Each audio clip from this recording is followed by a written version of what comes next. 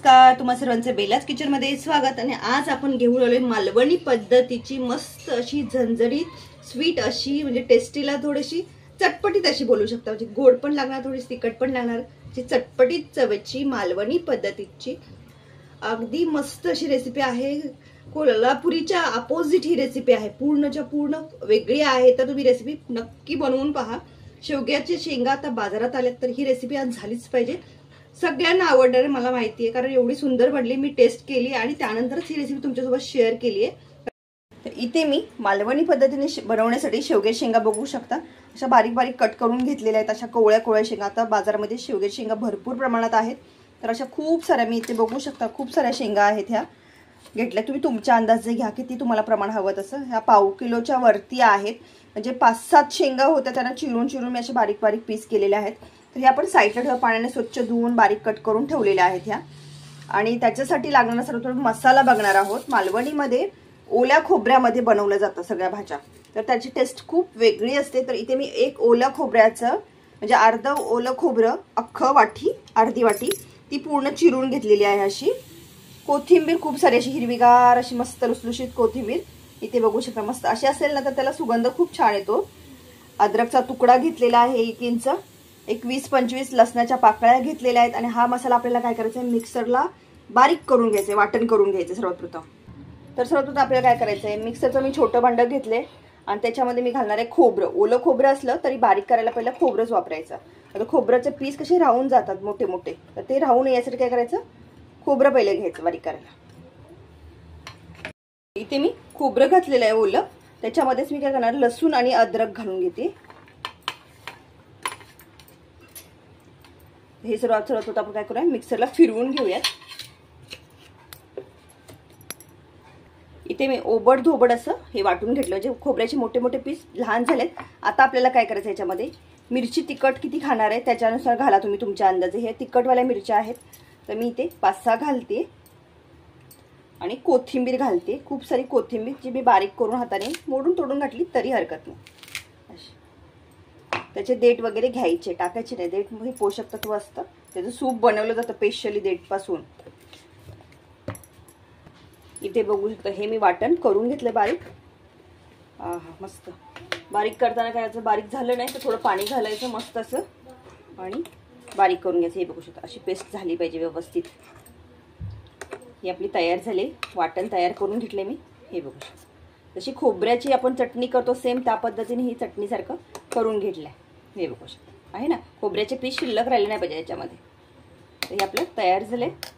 इथे मी बघू शकता पाणी गरम करून घेतलेलं आहे। हे पाणी गरम कशासाठी केले, कारण शेवग्याची शेंग शिजायला खूप सारा वेळ लागतो, त्यामुळे काय करायचं, गरम पाणी वापरायचं। ती लोक ही असंच करतात मालवणी लोक। तर तुम्हाला मी त्यांची रेसिपी तुमच्यासोबत शेअर करते, त्यामुळे परफेक्ट अशी त्या पद्धतीने सांगत आहे जशी मला माहिती आहे। इथे मी कढई ठेवले गरम करायला। त्याच्यावर आपण काय करायचं, त्यामध्ये तेल घालून घ्या। घरगुती आपलं जे जेवणाचं तेल असतं ते वापरायचे। ते 1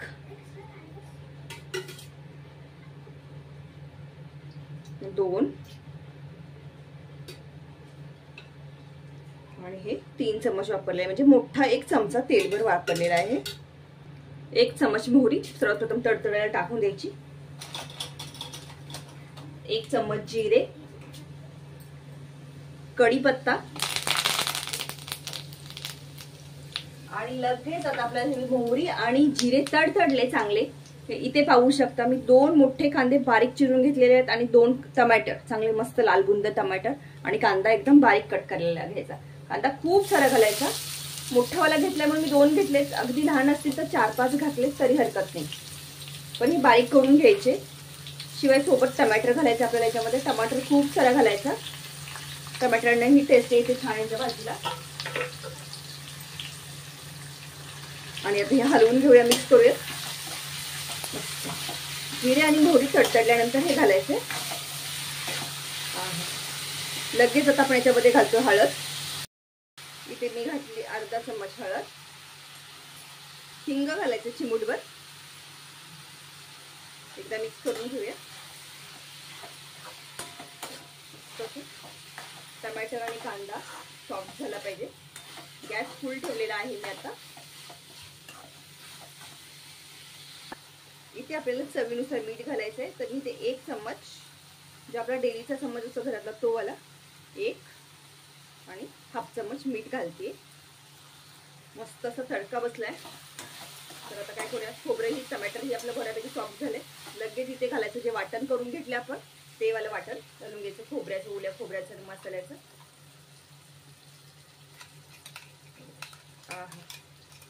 जबरदस्त फ्लेवर आहे, सुंदर, एवढा टेस्टी आहे ना. तुम्ही नक्की ट्राय करा, तुम्हाला ही रेसिपी नक्की आवडणार आहे. आय नो, म्हणजे मला माहिती आहे ही तुम्हाला खूप सारी म्हणजे रेसिपी आवडणारच आहे गॅरंटीनं. एवढी सुंदर बनली आहे आणि टेस्टी लागते, मला आवडली म्हणून मी तुमच्यासोबत शेअर करते. तुम्ही नक्की बनवून पहा एक वेळ.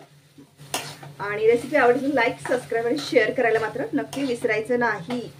हे बघू शकता मस्त मसाल्यामध्ये भाजलं ना. आणि प्रत्येक प्रांतावाईज जर गेलं ना, एरिया वाईज, की त्याची टेस्ट थोडी थोडी बदलत असते भाज्यांची. तर त्याचाही फ्लेवर आपल्याला नक्कीच घ्यायला आवडतो. तर तुम्ही ही रेसिपी नक्की फॉलो करा आणि बनवून बघा. आता घालायचे आता आपल्या ह्या वेळेला आता आपला मसाला घातलाय ना, की आता आपण जे म्हणजे शेवग्याच्या शेंगा ज्या कट करून घेतलेल्या आहेत त्या घालून घ्यायच्या. छोट्या छोट्या आहेत अजून, म्हणजे अशा शेंगा असतात ना, त्या खूप टेस्टी लागतात. म्हणजे बारीक बारीक बारीक भरलेल्या अशा. मस्त. मीठ तुम्ही तुमच्या टेस्टनुसार घाला, मिरची तुम्ही तुमच्या टेस्टनुसार घाला जर कमी जास्त वाटली तर. आता इथे आपल्याला घालायचंय पाणी. म्हणजे काय होणार, गरम पाणी वापरायचं, म्हणजे शेवग्याची शेंग आहे ती शिजली जाईल, जास्त वेळ घेणार नाही शिजायला. तुम्ही तुमच्या अंदाजे घाला. आपल्याला रबरबीत अशी ही भाजी करायची आहे, म्हणजे लपतपीत अशी, कळलं ना, जास्त पातळ नाही. शेंगा शिजायला थोडा वेळ जाणार आहे म्हणून गरम पाणी वापरायचं. म्हणजे त्या भाजीचा टेस्ट तसा राहतो. थंड पाण्यामुळे काय होतं, भाजीचा टेस्ट बदलला जातो. तर तो बदलू नये यासाठी गरम पाण्याचा वापर करायचा. इथे बघू शकता. आता झाकण ठेवूया आणि मस्त असं शिजवून घेऊया. 10 ते 15 मिनिटं आपण याला भाजीला शिजवणार आहोत.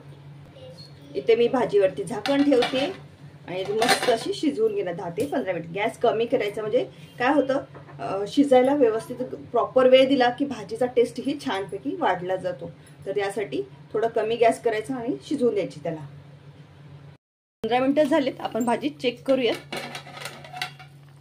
आहा, मस्तच, एवढा जबरदस्त सुगंध आहे ना. टेस्ट ही तशीच असणार आहे, स्वाद. वाव, हे बघू शकता, जबरदस्त. हे बघू शकता, अशी भाजी पाहिजे, काय सुंदर लागते. आणि त्याची टेस्ट तर बघाल ना, जबरदस्त. आहा, हे बघू शकता, मस्तच. एक वेळ अशी बनवून पहा, रेसिपी तुम्हाला खूप आवडणार आहे, मी नक्की सांगते गॅरंटीनं. रेसिपी आवडेल लाईक, सबस्क्राईब आणि शेअर करायला मात्र विसरायचं नाही.